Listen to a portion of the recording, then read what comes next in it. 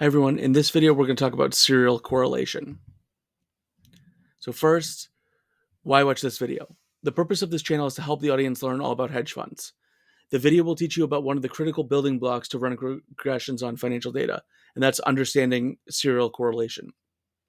This is for educational purposes only and is not investment advice. By the end of this video, you will have a basic understanding of serial correlation, which will help you first understand the regressions that are run in the finance literature, and then hopefully after more videos and more work, run your own finance research. Watch the video until the end to make sure you have a rock solid understanding of this research method. One, so you know it later for your academic and professional career. And two, there will be a multiple choice quiz at the end. Please feel free to post comments with any questions or any topics you would like to see covered. And don't forget to hit like if you found this video helpful. What is serial correlation? Serial correlation is the relationship between a given variable and a lagged version of itself over various time intervals. So imagine we are looking at the returns of the Coca-Cola company. Here's Coca-Cola's returns, right? In a typical linear regression, we assume that the observations are independent of each other and the error terms are uncorrelated. That is, Coca-Cola's stock return today and the associated error term used to predict the return today doesn't tell us anything about Coca-Cola's return yesterday and the associated error term used to predict the return yesterday. So that means this epsilon t is completely unrelated to epsilon t minus 1, right? So whatever the model is that predicts Coca-Cola's returns, the error term today is uncorrelated with the error term in the model that was used to predict yesterday's returns. Okay. However, when the observations are serially correlated, the error terms follow an AR1 process, meaning yesterday's errors, that's epsilon t minus 1, is correlated with today's errors, epsilon t. And you can see that down here, right? So this is when these error terms are correlated with each other. That's when you have serial correlation. And so why does this matter? Well, this matters because for OLS regression to produce the best linear unbiased estimators, meaning for OLS regression to produce the most accurate coefficients and the most accurate test statistics, the OLS regression relies on 4 assumptions, one of which is that the error terms are uncorrelated from each other. So the 4 assumptions are linearity, that's the relationship between x and the mean of y is linear. Okay, so in this case, it would be like the return of the relationship between what predicts, so let's say the market return and the mean return of the Coca-Cola company is linear. Homoscedasticity, this means the variance of the residual, that's the variance of the error term, is the same for any value of x, right? So regardless what the market does, the variance of the error term is the same. Independence, observations are independent of each other. This means that the returns of the market basically are,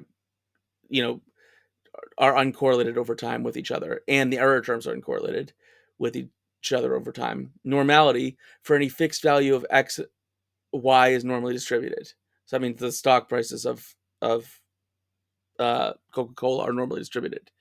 And then if you have those 4 assumptions, it follows from the Gauss-Markov theorem that if these 4 assumptions are met, the ordinary least squares estimator of the coefficients of a linear regression model is the best linear unbiased estimator. That is the estimator that has the smallest variance among those that are unbiased and linear in the observed output variables. So what does the Gauss-Markov theorem tell us? It says, well, if you meet these 4 assumptions, then your coefficients that you get from the OLS regression are the best linear unbiased estimators. Those are the least, those are the correct. Those are the best coefficients. However, if the observations are not independent from each other and or any other assumptions are not met, then the OLS regression model may not be the appropriate regression to run. Okay, so let's just go through that again. If the observations are not independent from each other, right? So if those error terms, let's go back to here.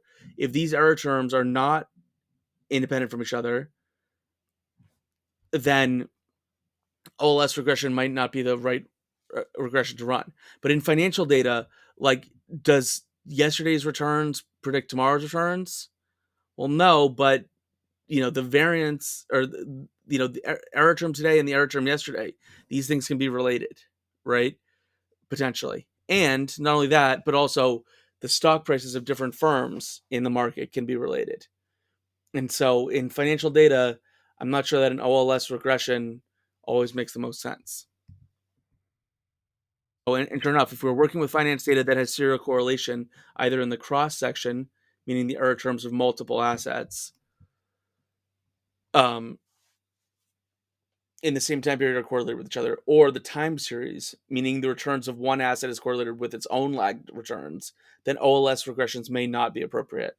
And or we need to cluster our standard errors to address the serial correlation, or we need to correct the standard errors with the Nui West. Again, we'll get into that later in this video. But let's go through it. Okay, so here is what's happening. Coca-Cola, Pepsi, and Dr. Pepper, right? So this is the cross. When we say cross section, what does that mean? The red box is the cross section, and serial correlation in the cross section means that the error terms from Coke's model are correlated with the error terms from Pepsi's model, and correlated with the error terms in Dr. Pepper's model. So what do we mean by the error terms in Coke's model? This is the error term in Coke's model. And you can imagine if we did this for Pepsi's return, we would have error terms for Pepsi's return, right? And then Dr. Pepper, we would have an error term for Dr. Pepper's return. And so the reality is that in the cross section, so at one period in time, let's say for February 2022, all of these error terms are all correlated with each other. Do you think that's possible? I think it's definitely possible, right? Um, why could that be the case? One, we can have an omitted variable, right? So it's not just the market that explains Coca-Cola's stock return. It's not just the market that explains Pepsi's return. It's not just the market that explains Dr. Pepper's return. It could, right, there could be an omitted variable that explains all three of their returns um, beyond the market, and that would cause their error terms to all be correlated. Can you guys think of what would be an omitted variable that would affect Coca-Cola, Pepsi, and Dr. Pepper other than the market? How about something just related to soft drinks, right? What if what if the president came out and banned soft drinks across the US? That wouldn't necessarily affect the whole market, and yet it would certainly affect all three of these companies' returns. And in February 2022, right? Just in this period of time. Okay. So the red box is the time series, and serial correlation in the time series means the error terms from Coke's model today are correlated with the error terms from Coke's models yesterday. So what does that mean? So it means that however much Coke, let's say, earned in February 2022, if this is monthly data, then that is correlated with whatever Coke earned in return from January 2022. But typically, like when we were talking about the efficient market hypothesis, didn't we say that you can't use past returns to predict tomorrow's returns? Right? Didn't we say that that was like the weak form of the efficient market hypothesis? Yes. So shouldn't it be true that the time series of financial data is not serially correlated? And the answer is yeah. Over the short term, it's probably true that if your model is correctly specified, meaning there's no omitted variables, then, which is a big if, then the error terms are uncorrelated and you have no serial correlation.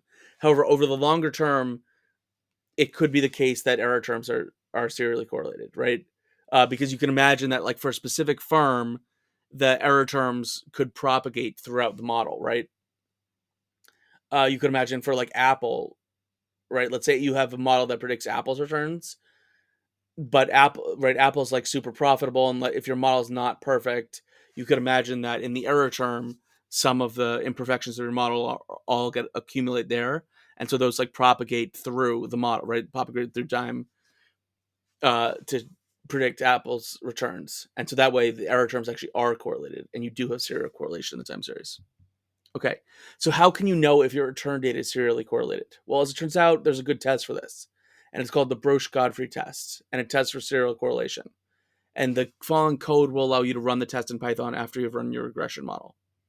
So you can use this, first import stats models, and then next run the test and print out the results of the test. Now you have to have a model in order to have this work, but that's why you do the model first and then you run the Broch-Godfrey test on the model. And then n lags equals 5. That means you're testing it over 5 lags, right? So in each of the last 5 periods. If you think that it may be serially correlated over a longer period, then you'll increase this to make this more than 5 lags. What is another type of regression you could run if your data is serially correlated in the cross-section, right? So let's say we run that test, we run the Bruce-Godfrey test, and it turns out your data is serially correlated. Then what can we do? Well, first of all, this is in the cross-section. So a Fama-MacBeth regression. Okay, so just go back to what we mean when we say it's serially correlated in the cross-section. This means the error terms of Coke's model is correlated with the error terms of Pepsi's model is correlated with the error term of Dr. Pepper's model, all in this time period, right? And so then what you do is run a Fama-MacBeth regression. Fama-MacBeth regression is a regression model used to estimate parameters for asset pricing models, such as the capital asset pricing model. So the method estimates the betas and the risk premium for any risk factors that are expected to determine asset prices. Okay, so in this case, what you're doing is you're basically saying, okay, we have this model, we have returns, and we want to see what are the um, risk factors that predict returns, right? And then what are the risk premia on each of those risk factors, right? And so CAPM is the simplest version of this. CAPM says we're trying to predict returns, and we predict it with the market return, right? So the market is the risk factor, and the association with the stock price association with the market, that's the risk factor. So then what we do is we run the regression. First step in a Fama-MacBeth regression is to regress each of n asset returns against m proposed risk factors, and the CAPM would be 1, right? The proposed risk factor would be the market.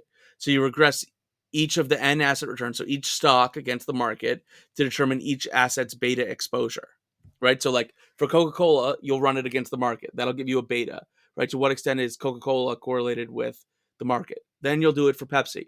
To what extent is Pepsi correlated with the market? And then you'll get a beta for Pepsi in the market. To what extent is Dr. Pepper correlated with the market? You'll get a beta for Dr. Pepper and the market, right? And then so you did 3 asset returns against 1 proposed risk factor. Okay. The second step in a Fama-MacBeth regression is to regress all asset returns for each of t time periods against the previously estimated betas to determine the risk premium for each factor. So now what you want to do is, okay, we know the betas, but now we want to know what's the premium, the risk premium for holding the market risk, right? Um, how much are you willing to, are investors willing to pay, or how much are investors required to be paid for holding this risk factor, meaning the market and the exposure to the market? And so here we regressed all the asset returns. So Coke, Pepsi, Dr. Pepper for each time period. So let's just say February 2022 against the previously estimated betas. So the regression is now the, Coke's return, Pepsi's return, Dr. Pepper's return in February 2022 on the estimated betas. And that helps you determine the risk premium for each factor. And there's only one factor in this case. Okay. And so that is the Fama-MacBeth regression, and that helps you address um, serial correlation in the cross-section. We'll discuss Fama-MacBeth regressions more in the Fama-MacBeth regression video, but I just wanted to introduce you to it here so you are aware it can help you mitigate serial correlation concerns in the cross-section. Okay, what is another type of of regression you can run if your data is serially correlated in the time series? So if your data is serially correlated in the time series, you can correct the standard errors with Nui West. However, this is more like a band-aid and does not address the root cause of the problem. Okay, so the Nui West can help you address the serial correlation in the time series. However, and that's if you're doing OLS. However, if your data is serially correlated in the time series, given this may cause your OLS regression estimators to not be blue, you may also use a generalized least squares regression, which may allow your estimators to get closer to the true estimate. So you have 2 options basically. First is you can either correct your standard errors with Nui West, or the second is you can use a GLS, or it's called like feasible GLS regression in the event you have serial correlation in the time series. Okay, so now pop quiz, as we always have, pop quiz at the end of the video. So what are the 4 assumptions for, who can remember what the 4 assumptions are for OLS? Try to come up with them in your mind.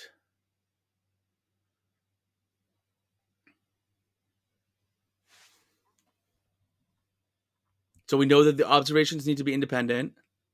That's one of them. Who can think of another one? All right, well, let's go back. One, the relationship between X and the mean of Y. So in this case, it would be like the market and the mean of the Coca-Cola's return is linear. Two, the variance of the residuals is the same for any value of X. Okay, so this is like, regardless as the market changes, the variance of the residual is the same over time. Three, independence. Observations are independent of each other, right? So you can't use today's returns, today's Coca-Cola return in February 2022 to predict tomorrow's uh, Coca-Cola returns in March of 2022. And then normality. For any fixed value of X, Y is normally distributed. So the stock price returns of Coca-Cola are normally distributed. Now, do we think that's true? We'll talk about that in the next video. Thanks.